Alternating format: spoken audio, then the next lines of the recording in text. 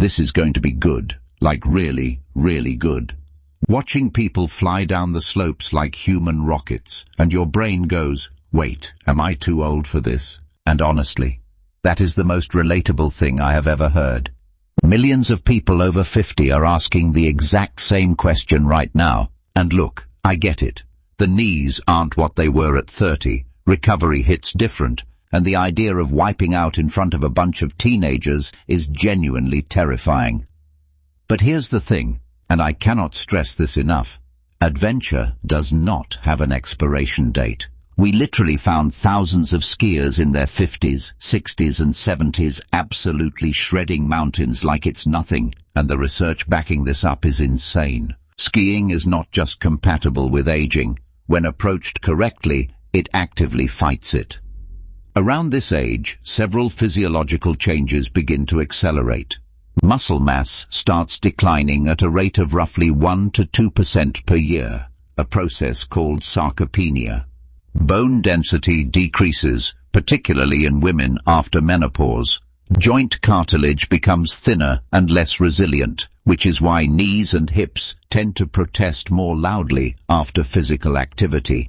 Balance and proprioception, the body's ability to sense its own position in space, also begin to subtly decline. Reaction time slows. Flexibility decreases without consistent effort to maintain it. These are real changes, and pretending they do not exist would be doing you a disservice. However, here is what is equally true and far less discussed. None of these changes make skiing impossible. Strength training in the months before ski season is one of the single most effective things you can do to protect your joints on the mountain. Skiers over 50 do face a higher likelihood of certain injuries compared to younger skiers. The most common injuries in older skiers include knee ligament tears, particularly to the anterior cruciate ligament, thumb injuries from pole falls, shoulder injuries, and wrist fractures. Older bones, while still capable of healing, take longer to do so. A fracture that a 25-year-old recovers from in 6 weeks might take 12 or more weeks for someone over 60. That is a real consideration. But here is the critical distinction that changes everything. Risk is not the same as inevitability. Risk is something that can be managed, reduced, and intelligently navigated. The skiers who get hurt are overwhelmingly those who ski beyond their current fitness level, skip warm-ups, ignore fatigue, use outdated equipment, or push into terrain that does not match their skill. These experiences remind you that life at 50, 60, and beyond is not a winding down. It is a continuing. The mental health dimension alone is remarkable. Skiing requires complete presence. When you are navigating a slope, your brain cannot wander to work stress, financial worries, or relationship tension. The mountain demands your full attention, and that enforced mindfulness has measurable effects on anxiety and depression. Research on outdoor physical activity consistently shows reductions in cortisol levels, improvements in mood, and enhanced feelings of self-efficacy, the belief that you are capable of handling challenges. For people over 50 who are navigating major life transitions like retirement, empty nesting, or shifting identity, that sense of capability is genuinely powerful. There is also the social dimension. Ski resorts are inherently communal spaces. Group lessons, ski clubs specifically designed for adults over 50, and shared chairlift conversations create connections that combat one of the most underreported health crises of aging: loneliness. The social bonds formed on the mountain are real, lasting, and deeply good for long-term health. Fatigue is when most injuries happen.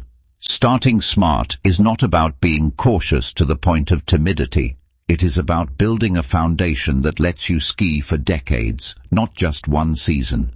Begin with an honest fitness assessment. Skiing demands strong quadriceps, hamstrings, glutes, and core muscles. If those areas are underdeveloped, start a targeted strength program at least 8 to 12 weeks before your first ski trip. Exercises like squats, lunges, wall sits, and single-leg balance work will transform your experience on the mountain. Flexibility work, particularly for the hips and lower back, is equally important. Take a lesson. Even if you skied in your 20s, technique evolves, equipment has changed dramatically, and a qualified instructor can identify habits that increase injury risk and correct them quickly. And this community of ageless, unstoppable travelers is waiting to welcome you in. Then you already know what kind of traveler you are. You are not the type who sits on the sidelines watching the world happen to other people. You are the type who books the trip, laces up the boots, and shows up for the experience with everything you have got. This channel exists for exactly that person, the 50-plus traveler who refuses to let age write the itinerary. Every week we go deeper into the destinations, the strategies, the gear, the fitness approaches, and the honest conversations that help you travel smarter, bolder, and with more joy than ever before.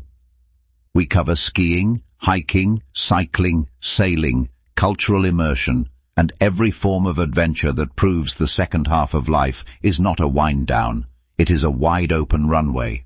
If that sounds like your kind of community, hit the subscribe button right now and turn on notifications so you never miss a single episode. Share this with a friend who needs a push in the right direction.